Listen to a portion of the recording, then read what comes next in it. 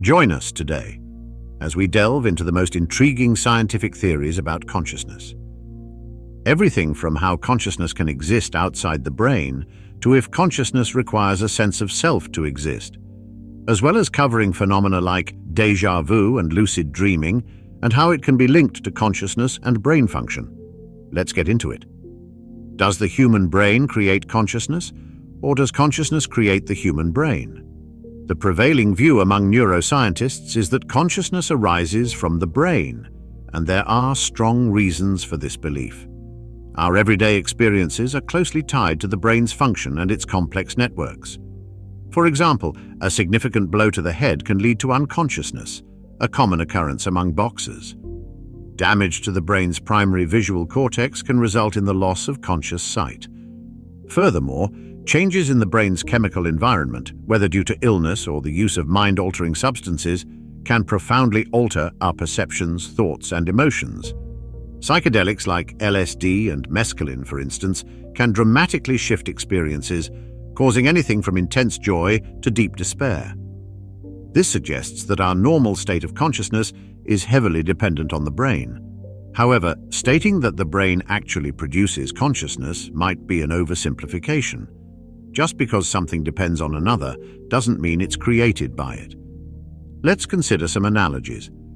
The cool breeze from an air conditioner doesn't originate from the unit itself. It merely cools and filters the air from outside. Similarly, a faucet doesn't create water, it just controls the flow.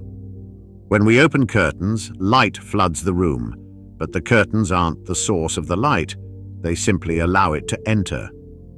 These comparisons were particularly insightful to thinkers at the end of the 19th century, such as William James, Frederick Myers, F.C.S. Schiller, and Henri Bergson. They challenged the dominant physiological views of their time and proposed an alternative perspective on the brain's role in consciousness. They introduced the concept known as the filter or transmission theory of brain function, often referred to simply as filter theory. According to this model, the brain plays a vital role, but rather than generating consciousness, it taps into a pre-existing state of awareness. The key ideas here are filter, transmit, allow, channel, select, draw out, constrain, control, shape, and alter, not produce, create, or invent. Supporters of filter theory suggest that our everyday consciousness is supported by a hidden realm or well of awareness. This idea emerged during a time when the notion of a subconscious mind was gaining prominence. Some, like physiologist W.B. Carpenter, viewed subconscious mental processes purely through a physiological lens, calling it unconscious cerebration. Others, however, were more open to the idea that the subconscious might possess its own form of consciousness. Thinkers like William James, Frederick Myers, and Pierre Janet saw phenomena like dual or multiple personalities as evidence of hidden conscious states that exist alongside our primary consciousness. The concept of subliminal or transmarginal consciousness was proposed to explain a wide range of mysterious occurrences, including sleepwalking, hysteria, memory, dreaming, creativity, psychic phenomena, and mystical experiences. While it might seem that subliminal awareness is confined to individual consciousness, evidence like psychic abilities, such as telepathy and clairvoyance, and possibly even cosmic mystical experiences, suggests that it might extend far beyond the individual. To describe these ideas, Edward F. Kelly coined the term roster, or resonant opening to subliminal and transpersonal assets. Although not committing to the full extent of the subliminal, William James referred to the Mother Sea of consciousness in his 1897 Ingersoll lecture titled Human Immortality, which was a foundational presentation of filter theory. Years later, writer and philosopher Aldous Huxley revived filter theory during the new age of psychedelic exploration through his mescaline-inspired work, The Doors of Perception, where he called it Mind at Large. According to filter theory, our everyday, or supraliminal, awareness arises from the deeper, subliminal ocean of consciousness through the filtering functions of physical matter, primarily the brain and nervous system, along with related psychological mechanisms. These systems act as filters or selectors, allowing certain subliminal elements to become part of our conscious experience while leaving much else unseen. Huxley proposed that the brain and nervous system act like a reducing valve, channeling the vast potential of the mind at large into a more manageable stream. This process of filtering which subliminal information becomes conscious is driven by practicality and survival. Typically, only information that is directly useful or necessary for an organism's survival is selected. Perception is thus narrowed and focused to enhance efficiency. This filtering also serves as a protective mechanism, shielding us from the overwhelming or disturbing flood of possible information. However, when these biological and psychological filters are altered through methods like meditation that quiet the mind, reduced survival pressures, traumatic experiences, or the use of psychoactive substances, content that is usually blocked may enter our conscious awareness. Filter theory, therefore, offers an explanation for a wide range of extraordinary and transcendent experiences. The early proponents of filter theory acknowledged that they were using analogies and metaphors, recognizing that their descriptions lacked specific mechanistic details. Their aim was to provide an alternative view of how the brain and nervous system function, one that didn't rely on the simplistic idea of direct creation of consciousness. While contemporary neuroscience provided little insight into these filtering processes, the theory invited philosophical speculation. When William James introduced filter theory, he placed it within the context of mind-body dualism, suggesting that the physical brain filters consciousness. But his goal was to challenge the dominant dualism that viewed the brain as the creator of consciousness. James was also open to other metaphysical perspectives, such as idealism and neutral monism, which don't draw such a sharp line between brain and consciousness. These approaches potentially bypass the complex mind-body problem, which deals with reconciling the material brain with the non-material nature of consciousness. Henry Bergson further explored this idea in his work Matter and Memory, applying filter theory to the study of perception and memory, as well as phenomena like telepathy and near-death life reviews. His philosophical stance, known as neutral monism, views the fundamental elements of the universe as neutral, not inherently mind or matter. In this perspective, both the brain and the body, like everything else in the universe, are composed of neutral images. Perception is the process of selecting certain images over others, with the brain and body themselves being particular sets of these images. Filter theory continues to be relevant today as a philosophical challenge to the simplistic idea that the brain is the sole creator of consciousness. At its heart, the theory serves as a thought-provoking tool that encourages deeper reflection on how the brain functions. However, its importance might go even further. Recent efforts have aimed to revive the insights of filter theorists, integrating them with the broader and more diverse empirical evidence now available to researchers. Some of this evidence comes from the renewed field of psychedelics research, which is experiencing a resurgence for both therapeutic applications and basic neuroscientific exploration after many years of being sidelined. This revival has been supported by legal approvals, marking a significant shift in the study of consciousness and brain function. A contemporary interpretation of how psychedelics work, known as REBUS, relaxed beliefs under psychedelics, shares some similarities with earlier filter theories. Specifically, it suggests that psychedelics loosen entrenched high-level beliefs, such as those related to the self, allowing for an unleashing of upward information flow from the brain's limbic system and other areas. However, rebus differs from traditional filter theories, which argue that relaxing psychobiological barriers grants access to deeper subliminal awareness. Unlike Huxley's idea of roster, which involves reducing valves and the expansive mind at large, rebus does not explicitly consider the concept of subliminal consciousness, particularly one that extends beyond the individual's mind and brain to the external world. As a result, there is debate over whether rebus can fully explain the range of experiences induced by psychedelics, including mystical and near-death-like experiences, as well as parapsychological events. To fully address these phenomena, the concept of mind at large might need to be revisited. How can consciousness exist outside of the brain? Our instincts, honed through evolution, offer us rapid and crucial insights for survival, and these instincts continue to influence us in the modern world. For example, we might have an uneasy feeling about stepping into an elevator with someone we don't know, even if we can't pinpoint the reason behind it. Yet these gut reactions aren't always accurate, especially in fields like science and philosophy, where our evolutionary history hasn't equipped us. Intuition often involves a strong conviction in something's validity without clear justification, a sense that might not align with reality.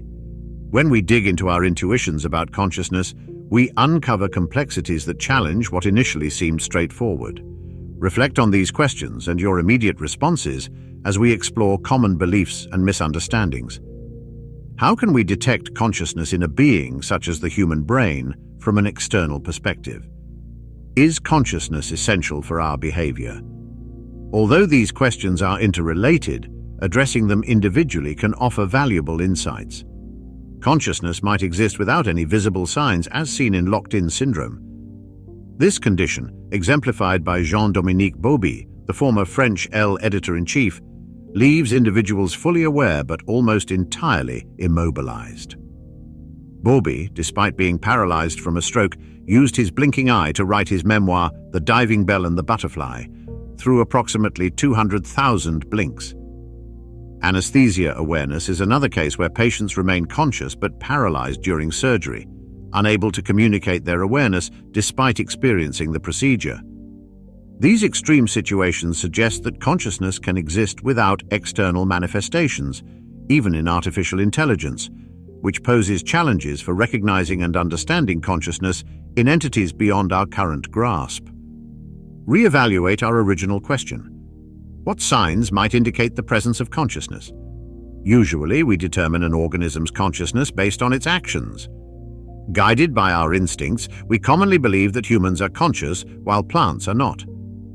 The common belief, backed by both intuition and scientific research, is that consciousness depends on having a brain or a central nervous system. However, the situation becomes more complex when we consider behaviors usually linked with conscious entities, such as reactions to injury or nurturing, that plants also display in remarkable ways. Despite this, we often conclude that plants exhibit these behaviors without experiencing pain or affection, implying a lack of consciousness. In What a Plant Knows, a field guide to the senses, biologist Daniel Chamovitz explores the fascinating ways plants react to external factors like touch, light, and temperature, showing similarities to animal responses in similar conditions. For example, vines change their growth patterns when touched, seeking out structures to attach themselves to, while the Venus flytrap distinguishes between inanimate objects and potential prey, quickly closing its trap on the latter. Chamovitz explains that when plant cells are stimulated, they produce electrical signals similar to those in animal nerve cells, involving intricate interactions among ion channels and other cellular mechanisms.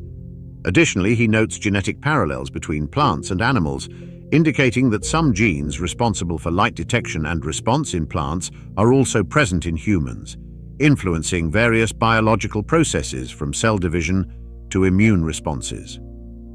Chamovitz's work also examines plants' abilities to sense sounds, smells, their environment, and even hints at a form of memory. Although plants' mechanisms may resemble those of animals, the prevailing scientific view maintains that plants lack consciousness as we understand it. For instance, memory in plants, defined as the ability to form, retain, and recall information, can be observed in phenomena like the Venus flytrap, which only closes its trap after receiving 2 separate touches on its sensory hairs, suggesting it remembers the initial stimulus. Similarly, wheat seedlings exhibit a form of memory by recalling cold conditions they endured, which is essential for their subsequent flowering and seed production. Interestingly, some plants that face stress can produce offspring that are better equipped to handle similar challenges, suggesting a form of transgenerational memory, a phenomenon also observed in animals. Ecologist Suzanne Simard has made significant strides in forest ecology with her research on mycorrhizal networks, complex underground fungal systems that enable plants to exchange nutrients and information. Her work reveals intriguing relationships, such as the support exchange between Douglas fir and paper birch trees, and the preferential care that Douglas fir mother trees provide to their own offspring. This complex interplant communication resembles an Earth's natural internet, yet it does not necessarily imply consciousness. particularly in terms of having subjective experiences. Similar questions arise in the realm of advanced robotics and artificial intelligence. For instance, an AI designed to comfort a person or an algorithm predicting search queries may exhibit behaviors that seem sophisticated but do not imply consciousness. The complexity behind these functions is due to intricate programming rather than any form of self-awareness. This leads us to ponder whether consciousness is essential for specific behaviors or if it suffices for a system to convincingly simulate these actions. The real challenge is differentiating between authentic conscious experience and sophisticated yet non-conscious programming, a distinction that remains difficult to pinpoint as both conscious and non-conscious entities can demonstrate behaviors typically associated with emotions or cognitive states. Our initial reactions to identifying consciousness are now being questioned, prompting a deeper inquiry. Does consciousness play a critical role in or influence the physical system it inhabits? One could theoretically carry out all actions and thoughts without conscious awareness, similar to an advanced robot's operation, though this idea is hard to fully comprehend. David Chalmers. Philosophical zombie thought experiment captures this concept, inviting us to imagine a person who behaves exactly like anyone else externally but lacks any internal subjective experience. The notion of philosophical zombies has ignited considerable debate, with philosophers like Daniel Dennett arguing that such a scenario is implausible. Dennett suggests that consciousness is fundamentally linked to the operation of a human brain. Considering the possibility of zombies among us compels us to critically assess our assumptions about consciousness and how it manifests. By envisioning situations where individuals display behaviors associated with consciousness, such as showing concern in emergencies without actually feeling it, we are led to question whether consciousness is truly necessary for these actions. This thought experiment not only challenges our views on human behavior, but also broadens its impact on our understanding of consciousness in the natural world. When we observe non-human entities displaying behaviors similar to those of humans, like a starfish maneuvering around obstacles despite lacking a central nervous system, it calls into question our assumptions about consciousness in living systems. The philosophical zombie scenario exposes the limitations of our intuitive understanding of consciousness. It highlights that the distinctions we make between conscious and non-conscious beings based on their behaviors may not be as robust as we think. By metaphorically taking off our glasses, we recognize that our deeply held beliefs about consciousness and its connection to certain behaviors may require reassessment, encouraging a wider view of consciousness across both human and natural contexts. Does consciousness require a self? We often see ourselves as the conscious observers, the ones who perceive and experience the world. As we shift our gaze from one object to another, it feels as if we're situated inside our own heads, behind our eyes, directing our awareness to notice things consciously. This deeply ingrained belief about the mind has influenced both scientific and philosophical explorations of consciousness, leading to misunderstandings about the nature of experience. The conscious self is imagined not as the physical body, but as a sort of internal observer, the you, who is listening to these words right now. Although consciousness is indeed a feature of our physical being, it is not the same as the conscious entity we perceive within our minds. The concept of a conscious entity has ancient roots in scientific thought, notably with René Descartes. Descartes viewed the natural world as devoid of consciousness, attributing awareness to humans due to a separate, transcendent entity that could illuminate our understanding. However, introducing such a conscious entity only shifts the problem of explaining consciousness. What makes that entity aware? If it is inherently conscious, then consciousness itself remains an enigma. If it is not inherently aware, what triggers its consciousness? Another entity within it. This reasoning leads to an endless regress, leaving the mystery of consciousness unresolved. Daniel Dennett refers to this issue as the Cartesian theater. Scientific theories on consciousness often propose a self-like mechanism within the brain that imparts the quality of awareness to the brain's processed information. The brain operates as a hierarchical network, with sensory inputs processed at lower levels and advancing through various stages of cognitive processing. Some theories argue that consciousness emerges from a bottom-up process, arising spontaneously from the brain's activities. Others suggest it is a top-down phenomenon resulting from reflective thinking in the brain's higher regions. The brain's organization ensures that sensory information is processed primarily in the posterior regions, while decision-making and attention are managed by the frontal areas. Research into the neural correlates of consciousness in both the front and back of the brain supports both bottom-up and top-down models. A significant challenge emerges because the frontal areas of the brain are active during communication. When participants share their conscious experiences in experiments, it's difficult to determine whether the activity in these frontal regions is linked to their role in consciousness or simply a result of verbalizing those experiences. A recent study tackled this issue by interpreting subjects' experiences through physiological signals like changes in pupil size, which reduced reliance on verbal reports and thus minimized the involvement of frontal brain areas. This approach suggests that the neural mechanisms tied to a self-reflective state might not be central to consciousness itself, but rather play a role in conveying conscious content. Furthermore, phenomenological research indicates that the self may not be essential for experiencing consciousness. People undergoing meditation or psychedelic experiences often find themselves in states of awareness without a distinct psychological self, yet consciousness persists. These states imply that consciousness exists independently of an experiencing subject, representing a kind of unstructured awareness where experiences including the self emerge. In this view, consciousness is the space in which the concept of a psychological self can appear, rather than something owned by the self. In a conscious system, forming basic beliefs about the world is possible. Here, belief means the simple ability to perceive and understand certain attributes, such as recognizing the characteristics of a red apple. This perspective resonates with Immanuel Kant's notion that we never directly perceive reality, but encounter representations of it. Our consciousness shapes how we perceive these representations. Bayesian inference, which deals with updating beliefs based on new information, reveals a challenge. The brain cannot account for every possible cause of each piece of evidence. Carl Friston's free energy principle introduces the free energy minimization approach, which helps the brain refine hypotheses about sensory input by accounting for unexpected evidence, thus aligning beliefs more closely with reality. Moreover, this principle sheds light on how we interact with the world. Active inference involves creating a hypothesis about how the world should be different from its current state, such as the intention to move from sitting to standing. The brain constructs a belief about standing and then takes action to align the actual state with this expectation, ultimately achieving the desired posture. Anil Seth's beast-machine theory posits that the persistent experience of a unified self is a Bayesian belief, sustained through the reduction of prediction errors. This mechanism supports and reinforces the belief in a continuous, integrated self.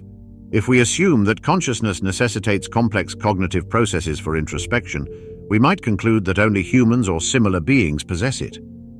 However, if consciousness is more fundamental and simpler than the concept of self, it implies that consciousness might be more widespread. By discarding the idea of the self as a prerequisite, we can view consciousness as a basic, inherent ability rather than a product of advanced reflective thought. Can higher dimensions solve consciousness's hard problem? In the rich realm of philosophical inquiry, Heraclitus's quote, "The waking have one common cosmos, but the sleeping turn aside each into a cosmos of their own," provides a profound entry point into examining the elusive link between consciousness and physical reality. This investigation requires moving beyond traditional philosophical frameworks, delving into speculative territory that explores the nature of space and its relation to awareness. This journey, which embraces transformative perspectives, aims to unravel the cosmic enigma of the mind-matter connection by breaking down space into its various forms and considering its implications beyond the conventional three-dimensional understanding. Central to this philosophical exploration is the Cartesian split, which views matter as extending through space, while consciousness or the mind is seen as lacking spatial characteristics. This division not only underpins the scientific perspective of nature as a mechanical construct, but also sets the stage for William James's critique of Cartesian thought.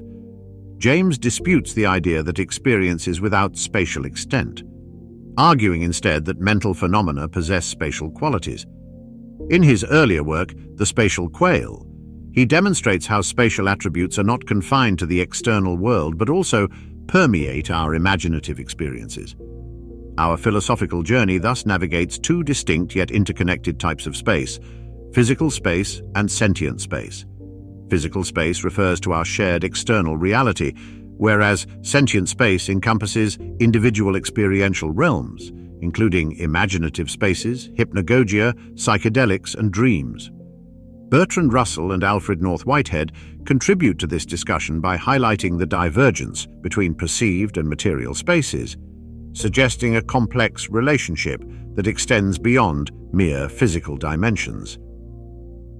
The notion of dimensions extending beyond the familiar three plays a crucial role in this philosophical exploration. Hyperspace emerges as a possible framework for grasping the elusive connection between mind and matter.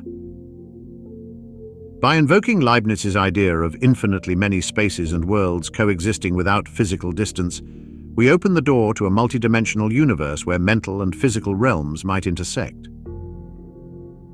The more broad Smithy's theory introduces a groundbreaking perspective in this context, proposing that mental and physical phenomena could coexist within a larger, multidimensional space. This theory challenges traditional dualism, emergentism, and idealism by envisioning a space that integrates both the common and individual cosmoses. It suggests that imagined and physical realities are not separate entities, but converge within a grander spatial framework, potentially offering a fresh approach to the mind-matter dilemma. Exploring these philosophical dimensions prompts profound questions about reality, consciousness, and the nature of the cosmos. By venturing into dimensions beyond our immediate perception, this inquiry not only questions our understanding of space and sentience, but also invites a re-evaluation of our foundational worldviews.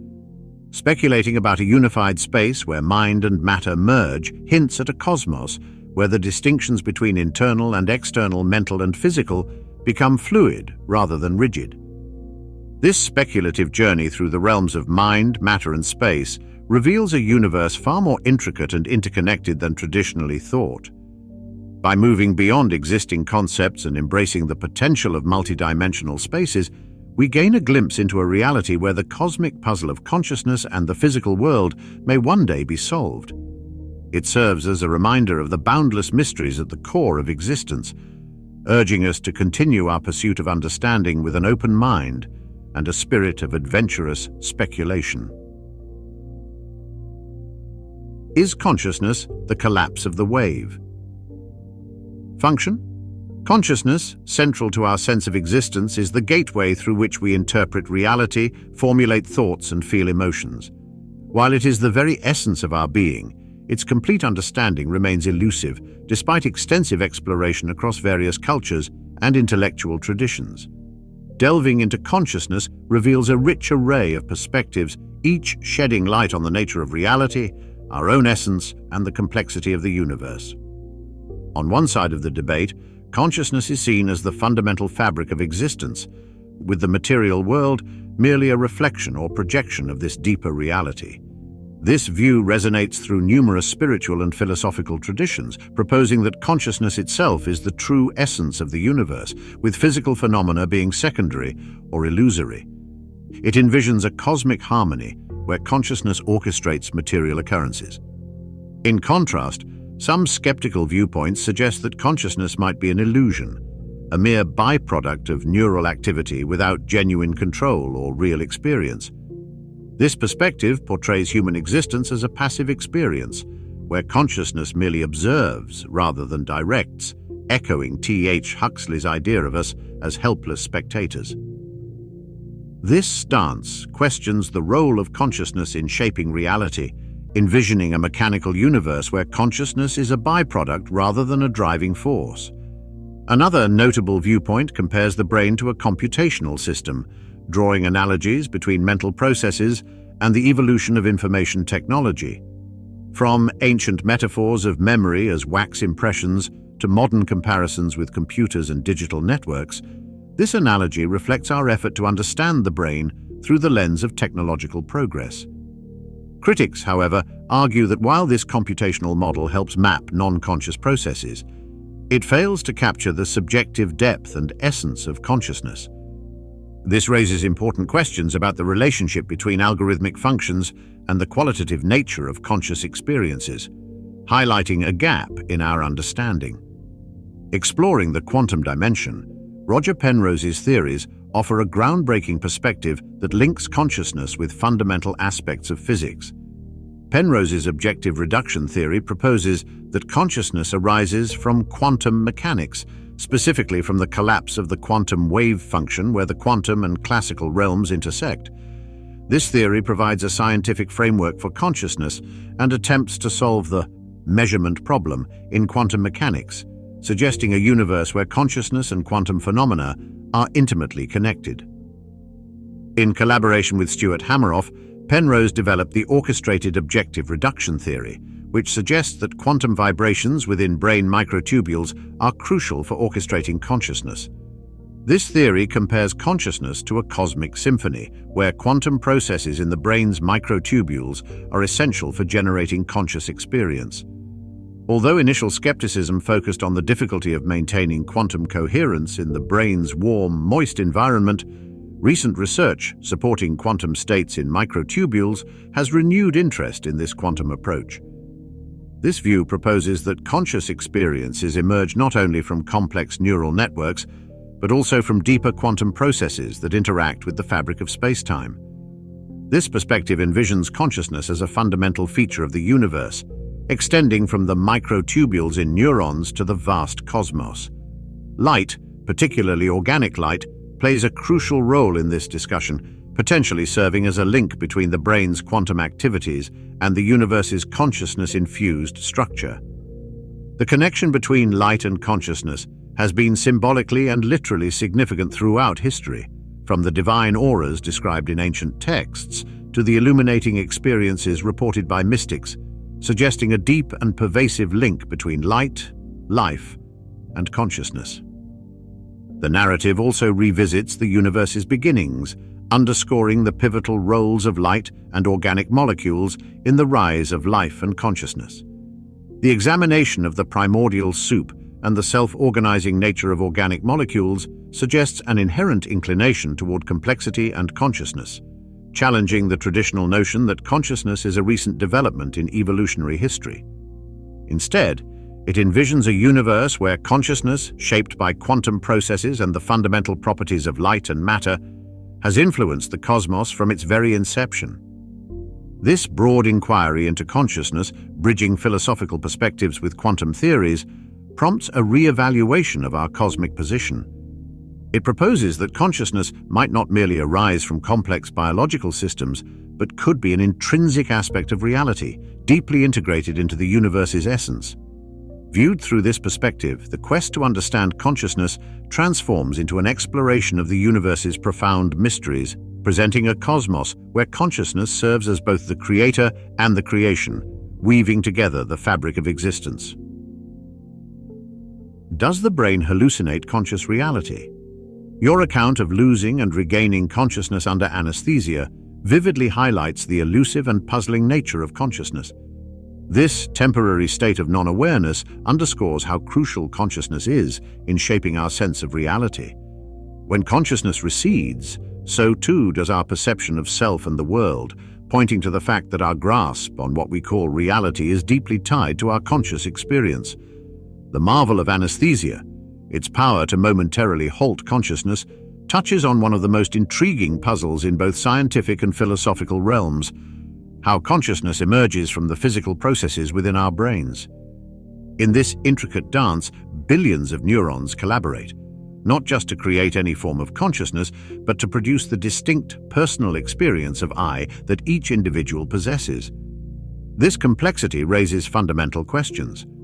How do the physical interactions of neurons give rise to the subjective nature of consciousness? Why does our conscious experience have the qualities it does? And how does it arise from the otherwise non-conscious physical world? Your exploration of consciousness, its link to intelligence, and its potential in both living beings and artificial entities invites profound contemplation. You astutely separate consciousness from intelligence, suggesting that consciousness is more fundamentally related to our existence as living beings, rather than our cognitive functions. This distinction is vital in understanding why advanced computers, despite their growing computational abilities, might not achieve consciousness. Consciousness could be a fundamental aspect of biological life, shaped by evolutionary forces and the need to interact with complex environments, a notion supported by ongoing scientific investigations into consciousness. The idea that consciousness could be a form of controlled hallucination is particularly intriguing. It implies that our brains, enclosed in the darkness of our skulls, are constantly making predictions about the external world based on scant sensory input. These predictions, or best guesses, construct our perceived reality. This concept not only clarifies how we build our immediate experience, but also how this process can be tricked, as seen in optical illusions and altered perceptions. Furthermore, it suggests that our sense of self, the coherent identity experiencing these perceptions, is itself a construct, a narrative the brain creates to interpret the sensory data it receives. The rubber hand illusion and its variations vividly demonstrate how flexible our sense of self and body ownership can be, revealing that our brain's perception of our own body can shift with changes in sensory input. This adaptability also applies to how we perceive our internal state, which our brain constantly monitors and regulates, often without our conscious awareness, except when something goes awry. This ongoing internal regulation, vital for our survival, suggests that the essence of consciousness is deeply intertwined with the biological needs of life itself. Your investigation raises an important point. Grasping the nature of consciousness might require a paradigm shift, from seeing it as an enigmatic and almost mystical phenomenon to recognizing it as an emergent result of complex biological systems. Just as the quest to understand life evolved from searching for a vital force to exploring it through the principles of chemistry and physics, our understanding of consciousness may similarly advance. By dissecting how the brain produces our experiences and sense of self, we can demystify consciousness, making it a phenomenon explainable through brain and body interactions rather than an unfathomable mystery.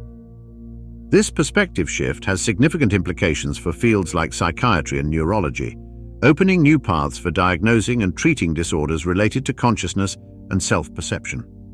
It highlights both the uniqueness of human consciousness and its place within the broader spectrum of life, reminding us that our experiences represent just one manifestation of consciousness in the natural world. Your reflections, which blend personal experience with scientific insight, encourage a deeper contemplation of the links between our sense of self, our view of reality, and the biological processes that underpin life. This perspective challenges us to expand our understanding of consciousness not as a separate phenomenon, but as an essential component of the living world, shaped by and shaping the evolutionary journey of life on Earth. Could psychedelics help quantify our waking state?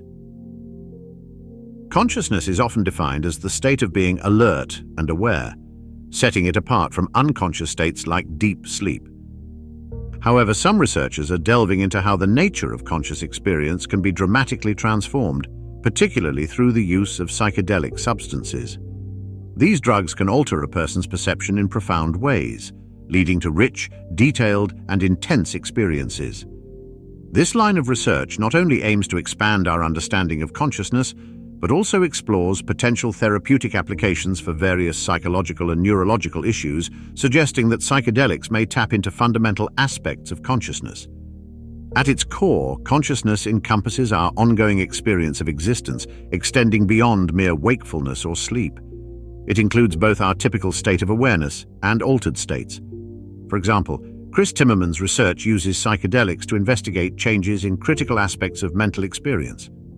This method is akin to tossing a stone into a placid pond and watching the ripples spread out. In everyday life, our perception molds our reality. During psychedelic experiences, this perception can shift dramatically, as evidenced by experiments with DMT, where users report entering vividly real, alternate dimensions. Modern neuroscience proposes that our perception of reality is a form of managed hallucination, where our brain creates our version of the world. Psychedelics might provide insight into the brain's processes for crafting both extraordinary and everyday experiences. Timmerman's research focuses on DMT, a compound found in various plants and a principal component of ayahuasca, a traditional Amazonian brew known for its transformative effects. DMT's value in research comes from its ability to consistently produce profound shifts in reality perception within a short time, making it ideal for study in controlled settings like MRI scanners to track brain activity during these experiences. The renewed interest in psychedelic research has attracted participants like Shamil, a seasoned meditator interested in consciousness and the self. His involvement in DMT studies at Imperial College London's Centre for Psychedelic Research included being scanned before, during, and after DMT sessions. These studies have revealed intense sensations, visual fractals, and a sense of physical boundary dissolution, resulting in highly detailed geometric patterns and experiences beyond ordinary description. Analyzing these experiences alongside changes in brain activity has shown alterations in brain oscillations associated with different states of consciousness. Specifically, DMT appears to decrease alpha waves, which are usually present during relaxed states with closed eyes but no vivid sensory input, while increasing delta waves, which are linked to dream states. This suggests a detachment from external stimuli and a creation of rich, internal realities. Chris's research employs functional MRI to investigate how DMT affects specific brain areas and networks, providing evidence for the idea that consciousness may function as a kind of controlled hallucination shaped by hierarchical brain systems. Psychedelics appear to disrupt these hierarchical structures, offering the brain a chance to explore new models of reality with an immersion similar to our everyday experiences. By understanding how these substances alter the brain systems involved in consciousness, there is potential to develop innovative treatments for mental health conditions marked by persistent, negative thought patterns, such as depression and anxiety. Psychedelics could facilitate more adaptable mental frameworks, potentially breaking cycles of negative thinking and fostering healthier mental states. Moreover, DMT's potential extends beyond its therapeutic uses to serve as a valuable research tool, offering opportunities for personalized mental health strategies and deeper insights into the nature of consciousness. This line of inquiry not only aims to address immediate health concerns, but also to explore fundamental questions about human experience. Is consciousness a continuous stream or a series of discrete moments? The investigation into whether our awareness functions as a continuous flow or in discrete, intermittent bursts is a deep dive into the essence of consciousness. This question goes beyond simple curiosity about perception mechanics, tapping into a long-standing philosophical and scientific debate. The idea that consciousness is a seamless, uninterrupted stream, a story that never pauses, challenges modern cognitive science and revisits the discussions of ancient thinkers. Traditionally, consciousness has been viewed as a continuous flow shaped by our personal experience. From waking to sleeping, it seems like a steady stream of perceptions, thoughts, and feelings. Yet this intuitive sense is complicated by insights from both ancient traditions and contemporary neuroscience. St. Augustine, an early Christian philosopher, explored how we perceive the passage of time, past, present, and future, within a single moment of awareness. Similarly, the Abhidharma tradition in Buddhism proposed that consciousness is not a smooth continuum, but a series of discrete moments, each a fleeting experience followed by the next. These ancient ideas resonate with modern research, particularly in cognitive neuroscience. A notable study from the Laboratory of Psychophysics at the École Polytechnique Fédérale de Lausanne has revitalized the discussion by suggesting that consciousness incorporates both continuous and intermittent elements. Their model posits that consciousness isn't a constant stream, but is made up of brief, distinct intervals of awareness, interrupted by periods of unconscious processing. This perspective implies that our brains continuously analyze and integrate sensory information in the background, even when we're not consciously aware of it.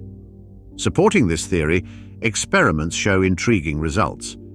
For instance, when participants view overlapping lines or a series of colored discs, they perceive a unified image rather than separate stimuli. This suggests a delay of around 400 milliseconds between the actual stimuli and conscious perception, indicating that consciousness lags behind real-time events due to rapid unconscious processing. Similar effects are seen in auditory and tactile perceptions. For example, the rabbit illusion, where sequential taps on the arm are felt as a continuous stroke, demonstrates how the brain constructs a sense of continuity from discrete inputs. This phenomenon further supports the notion of intermittent consciousness. The implications of these findings are significant. Our perception of a continuous reality is actually a construct of the brain which pieces together discrete moments of awareness. This intermittent nature of consciousness enables swift, unconscious processing of sensory information, allowing the brain to create a coherent narrative from fragmented experiences. This process is crucial for navigating dynamic environments and forms the basis of complex human cognition and our perception of the world. The dual-phase model introduced by researchers compares the interaction between conscious and unconscious processes to the communication between a ship's captain and the engine room. This analogy provides a metaphorical framework for understanding how our brains manage the flood of sensory input. According to this model, unconscious processing is crucial, with consciousness appearing not as a continuous flow, but as episodic highlights that direct our actions and perceptions based on the complex processing happening out of our awareness. This modern viewpoint not only challenges our conventional ideas about consciousness, but also connects ancient philosophical inquiries with contemporary scientific research, revealing the intricate and fragmented nature of our reality. Thus, the exploration of consciousness remains at the cutting edge of human knowledge, where the enigmas of the mind are continuously explored through philosophy, psychology, and neuroscience. What is hypnagogia?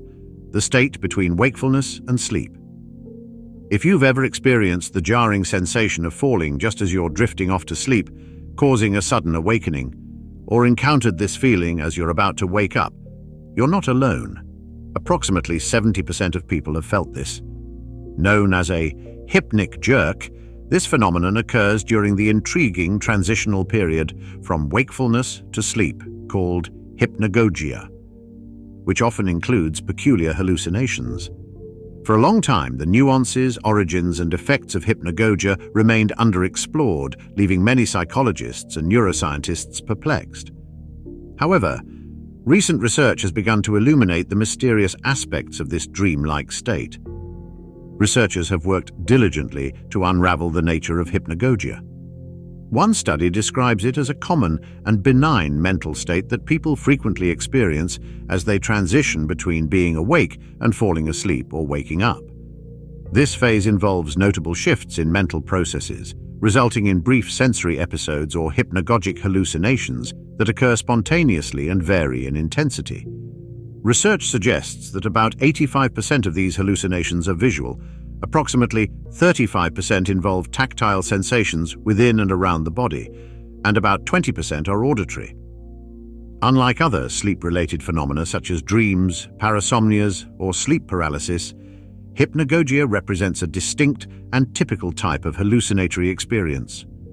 Despite the seemingly surprising fact that up to 70% of people might encounter hallucinations during the pre-sleep or waking moments, these experiences are often mundane and straightforward, and many individuals may not even recognize them. Findings from the Journal of Sleep Research indicate that hypnagogia encompasses a wide range of hallucinatory experiences, varying in frequency, nature, triggers, and effects.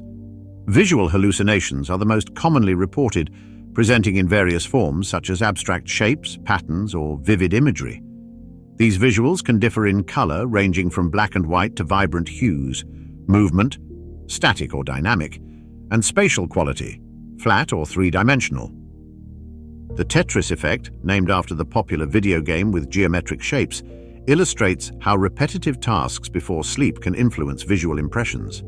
For instance, avid Tetris players might visualize the game's pieces aligning in their minds, similar to how chess players in the Netflix series The Queen's Gambit might mentally rehearse chess moves.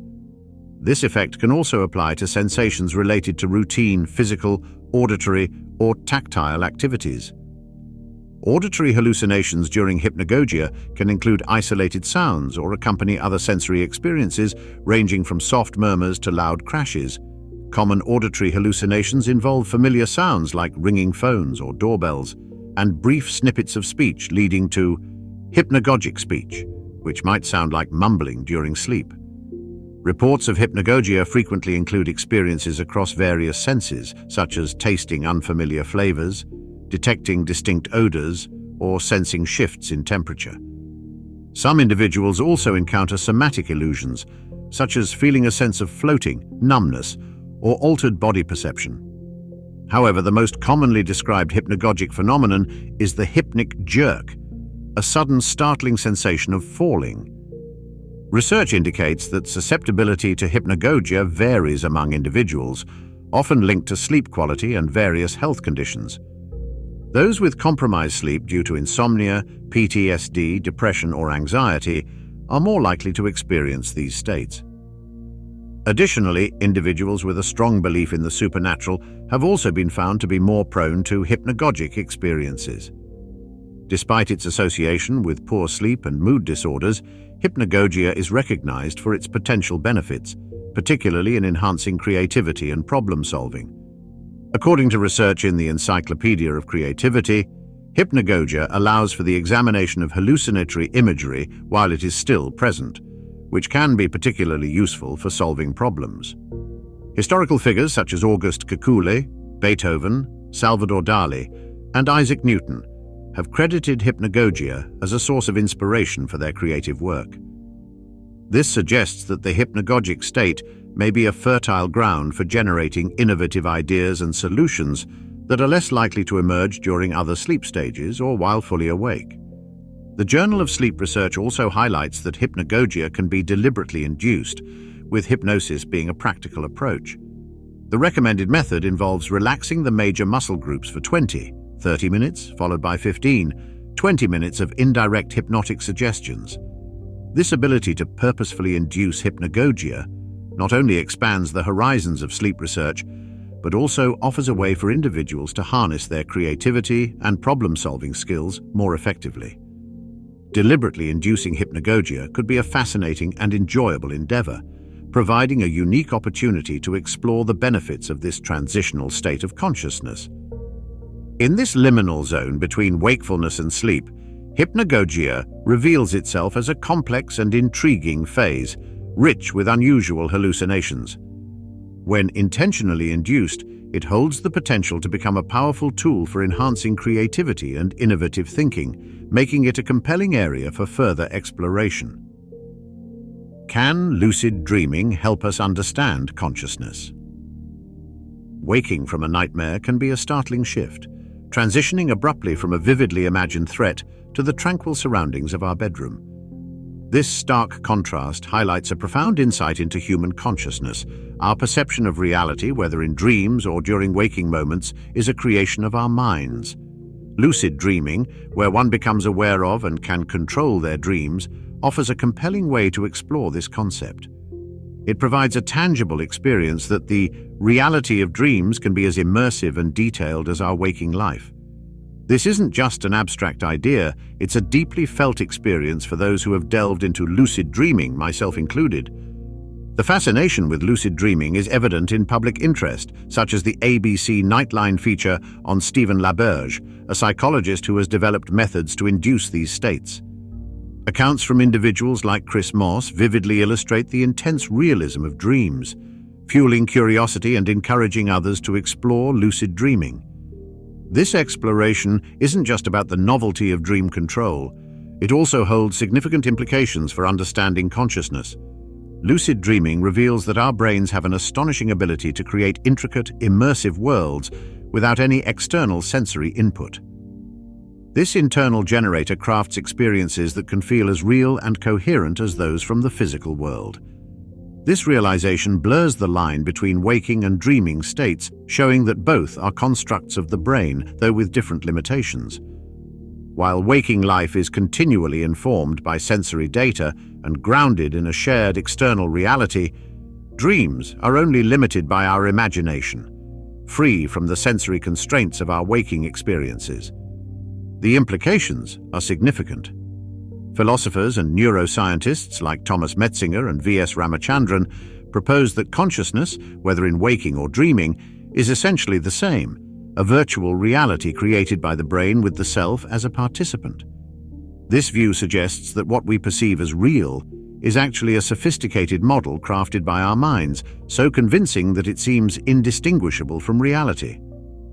Recognizing that our waking experiences are also a form of virtual reality does not diminish their importance. Rather, it deepens our appreciation for the mind's ability to construct our perceived reality. Lucid dreaming vividly illustrates the boundless potential of the human mind, showcasing its remarkable adaptability and inventiveness. It offers a rare chance to delve into personal exploration and self-understanding, pushing the limits of our perceived reality. Engaging in lucid dreaming not only enhances personal insight, but also prompts us to reconsider our beliefs about the nature of reality and our role within it. This practice reveals that our conscious experiences are subjective constructs rather than direct reflections of the external world, which can challenge our certainty and encourage us to embrace new perspectives. There are also ethical considerations linked to this realization. The way we engage with constructed environments, whether they're virtual worlds created through technology or the ever-shifting landscapes of our dreams, can reveal and shape our character. Although our actions in these realms might seem to lack tangible repercussions, they impact our ethical self-conception, testing and revealing our values, empathy, and reflective capacity. In essence, exploring lucid dreaming broadens our grasp of the mind's potential and questions our fundamental beliefs about reality and identity. It compels us to rethink the nature of experience, knowledge, and existence. By acknowledging the constructed nature of our perceptions, we are encouraged to approach life with a fresh sense of wonder, curiosity, and humility. Lucid dreaming, with its vivid and adaptable qualities, serves as a powerful metaphor for the human condition. We are both the creators and inhabitants of the worlds we experience, constantly balancing between perception and reality. How does déjà vu relate to brain function and consciousness? Déjà vu, a French phrase meaning already seen, is a captivating and enigmatic experience that many of us encounter at least once. It manifests as a sudden, eerie sensation that an ongoing event or experience has occurred before, despite lacking any concrete proof. Charles Dickens vividly captured this phenomenon in David Copperfield, describing it as an intense yet elusive flashback to an unplaceable past.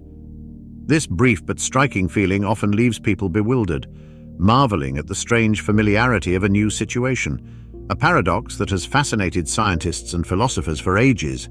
The allure of déjà vu spans various fields, including neurology, psychology, and even the mystical.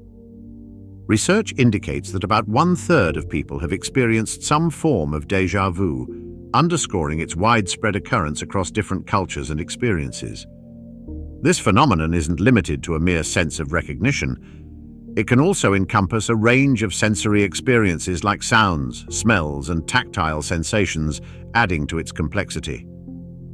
Arthur Funkhauser has explored the nuances of déjà vu by categorizing it into 3 distinct types: déjà vécu, already lived; déjà senti, already felt; and déjà visité, already visited. Déjà vécu, the most frequently reported type, involves a vivid and detailed sensation of reliving a moment with a sense of knowing what will happen next. Déjà senti, in contrast, is a mental experience where a thought or feeling seems oddly familiar, lacking the spatial or temporal context. Déjà visité pertains to a spatial sense of familiarity with a place never before encountered. These classifications provide insight into the varied manifestations of déjà vu and suggest that it might stem from different neurological or cognitive mechanisms. Numerous theories attempt to explain the origins and mechanics of déjà vu, with various researchers putting forth intriguing hypotheses. One leading idea suggests that déjà vu arises from a disruption in the brain's sensory integration, where a fleeting piece of sensory input, such as a sight, sound, or smell, induces a vivid and immersive recollection of a past memory, blurring the line between past and present. Another possibility points to a malfunction in the brain's memory system, where information skips the usual transition from short-term to long-term memory, creating the illusion that an experience is much older than it truly is. Additionally, some propose that a slight delay in cognitive processing might be responsible, where the brain processes information with a brief lag, resulting in the uncanny sensation of experiencing and recalling an event at the same time. In addition to neuroscientific explanations, psychoanalytic and even parapsychological perspectives offer alternative insights into déjà vu. These range from the idea that the subconscious mind is fulfilling unspoken desires to theories involving past lives and reincarnation. Although these viewpoints lack the empirical evidence found in scientific research, they enrich the diverse array of theories exploring the mystery of déjà vu. Central to the phenomenon of déjà vu is the role of the self in these episodes. Many accounts include a heightened sense of conscious awareness during the event, implying that déjà vu might not be a passive experience, but rather involve an active engagement of the individual's sense of self. Some people even report being able to deliberately recall the feelings and imagery linked to déjà vu, suggesting that these experiences could offer more than transient moments of confusion. They might serve as portals to deeper explorations of consciousness and memory. Investigating déjà vu extends beyond mere academic curiosity. It holds promise for uncovering more profound insights into human memory, consciousness, and identity. By delving into déjà vu, researchers and theorists explore the complex landscape of the mind, aiming to understand how we construct reality, how memory and perception interconnect, and how our sense of self is shaped by our experiences. Despite the difficulties inherent in studying such a subjective and elusive phenomenon, the quest to understand déjà vu reflects our enduring drive to grasp the mysteries of our existence and expand the boundaries of knowledge about the human mind.